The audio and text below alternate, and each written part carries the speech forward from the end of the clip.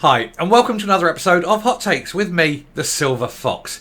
It seems that the hierarchy of the SNP was so paranoid about secrecy, about cover-ups, about not letting any information escape, that they used to share information on laptops that were then not allowed to leave the room. It is this level of secrecy that has given rise to the problems they're having now. And there are calls even from within the party for it to change, for it to become open, and for all the information to be released. They need to drain the swamp, as they are claiming. But this kind of secrecy is endemic to the SNP. They dare not release all the information. It would be so damaging. It would utterly destroy the party.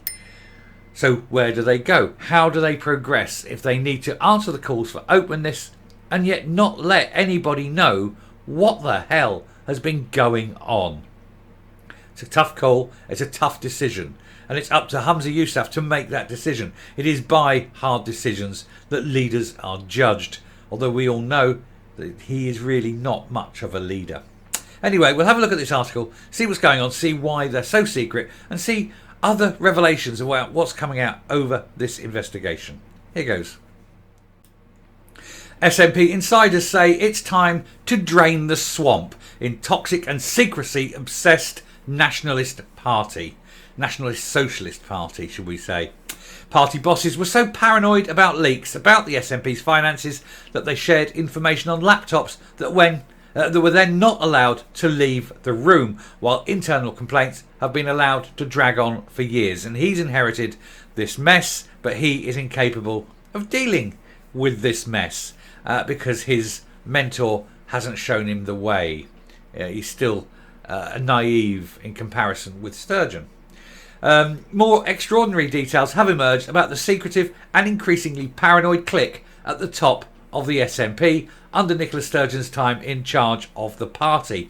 Nat chiefs became so worried about the leaks that they refused to print out key documents and would instead pass around information on shared laptops that couldn't leave the room. That tells you a lot, doesn't it? That they dare not even print out some of the stuff because it would have been so damaging, so appallingly damaging. It's terrible. I mean, it goes to show, I think, that they just cannot trust these people. And this is with their own finances. What is it going to be like when they come to inspect the country's finances? One insider told the Sunday Post there was a culture of secrecy during meetings of the National Executive Committee, especially when party finances were being discussed. Another echoed Donald Trump by calling on bosses to drain the swamp. And this particularly fetid swamp that surrounds Sturgeon, Murrell, Colin Beattie, those three particularly at the top. But you've got Oswald. She's undoubtedly involved with this. And they needed all to be arrested at once and, questioned. And yet they didn't. The police haven't done that. Stories can be connived. Evidence can be hidden because they know what's coming. They know what they were asked by, that one person was asked so they can prepare their story. It's just a terrible, terrible way that this whole investigation has been handled. The police need to be investigated as well. But this is all as a result of their sort of excruciatingly painful secrecy. The SNP has fallen apart in a matter of months since Miss Sturgeon's sudden resignation in February, followed by a disastrous leadership contest riven by bitter infighting.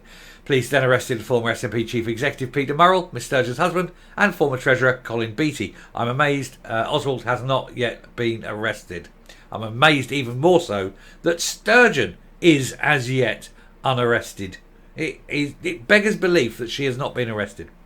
They were questioned as suspects in the ongoing probe into the allegations of fraud relating to the 600,000 of ring-fence donations, both men released without charge.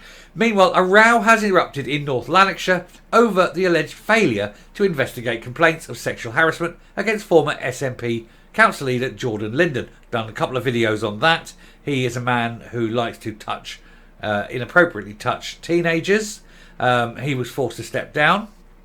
Now, sort of the in-house fighting has begun, because they've got The people who sort of brought this to attention have all subsequently quit the party because the SNP punished them. They sided with the perpetrator. They did not side with the victim. Anyway, they've quit. There's no SNP representation. They're putting up a candidate. He's not likely to win. Salmon's put up a candidate, but he's a bit of a thug. Got convictions for various sort of thuggery-related incidents. So the people of North Lanarkshire, I mean, good luck. It's not good, is it? Anyway, one senior source told the Sunday Post, we've been asking questions for years and getting roadblocked and told it's not relevant. There were ridiculous meetings where, because there was a previous leak, they started withholding documentation. They would say things like, we're not going to provide you with a paper copy of this, we'll pass around a laptop so you can see it on screen. And that was the extent of what they got to see. That's no way to run any organisation. In no other organisation have I ever been involved in would that have been accepted. An SNP MP said numbered documents would be handed out and then collected back in and checked at the end of other meetings with senior colleagues. Meanwhile, party figures described a dysfunctional complaints process where problems go unresolved for years. Another source described the running of the party as a complete shit show and said there have been issues with the HQ for a long time and not just around finances. Does anyone actually be surprised at this? Is anyone standing there going, gosh no, tell me it just ain't so? Because it's obvious that it's been on for years. He went on, there have been complaints that have gone to HQ from across Scotland. Some very serious complaints that were sent to people like Peter Murrell. And this was whole climate of essentially if we don't deal with it or acknowledge it, it will just disappear. And now that is what's coming back to bite them all on the arse. In some senses, I'm kind of thankful that this is the case. It's a bit Trump-esque to say it, but I do actually think we need to drain the swamp. One SNP MP described the failure to deal with internal complaints as a bigger mess than Labour's handling of anti-Semitism under Jeremy Corbyn. Yeah, I'll deal with all the anti-Semitism in the party, said Labour's biggest anti-Semite. You know, it's just one of those things, isn't it? Well, it's like asking, asking the hierarchy of the SNP to clean the mess that they've made. Well, yeah, they're not going to do that because it would admit that they'd have to admit that they'd made the mess. That ain't ever going to happen, is it? Because they're all crooks. Anyway, he said that he does not get the impression things have improved since Mr. Murrell left, adding the culture has to change. There is a need for substantial internal reform, and that won't happen under Humza Yousaf. You had your chance, you had your big chance of reforming the party, and you voted for Yousaf rather than Kate Forbes. And so you're going to have to live with it. You've made your bed, lay on it. You know, you're there. Scottish Conservative Chairman Craig Hoy said the revelations are a devastating testimony to paranoia, secrecy and stonewalling under Mr. Murrell's leadership. Mr. Hoy said, we knew that a tiny clique at the top of the party hoarded information and decision making, but it's mind-boggling to think that they wouldn't print or email details to supposedly loyal colleagues for fear of leaks. And these things do have a habit of coming out, and I would love them to come out, and I would love someone who's got access to these things to send them out, publish them, and see exactly what's going on and who is responsible for a lot of the crap that's been going on. Never again can the SNP politicians try to claim with a straight face that their party is open and transparent. They never have been. I mean, they've always been a secret organisation, you know. The SNP's democratically elected National Executive Committee has governed the party well for many years, said an SNP spokesperson, which is a load of crap because they didn't even know about the state of the party finances. Under the leadership of Humza Yousaf, he continued, the SNP is undertaking work to go further to improve our governance and transparency and then align wherever we can. In other words, wherever we think it's safe to do so, because there's a lot of stuff we can never, ever release. If we did, it would be the end of the party. And let's hope it is. I'm coming up.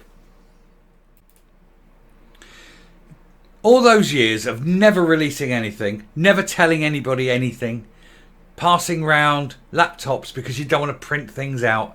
Everything's on the QT. Shh, keep it secret. All that crap. And now it's all coming out. And we're going to find that once you start getting the threat of prison, you know, the loyalty that they've shown may not last. And it only takes one person to spill the beans. And when they all start going, oh, no, no, no, I don't want to go to prison, me, and they'll all be telling it, and it will all come out, and we'll all see how truly awful it's been. The secrecy, the lies, the hypocrisy. It will be immense. But also the fraud, the embezzlement, the general levels of thuggery and criminality that I think will eventually come out as well. It is not a good party. You have to remember it was set up under the founding principles of the National Socialists in Germany. They are a sister organisation and they behave like it too.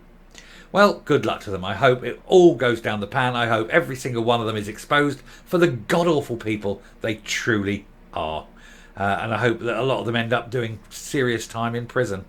Anyway, I shall finish there. Thank you very much for watching. If you like what you're seeing here on the channel, please hit that subscribe button, ring that bell, leave a like, leave a comment, please share the video. Mostly, leave a like. And until next time, stay safe, stay well. Let's hope that there is prison time for some of them, and goodbye.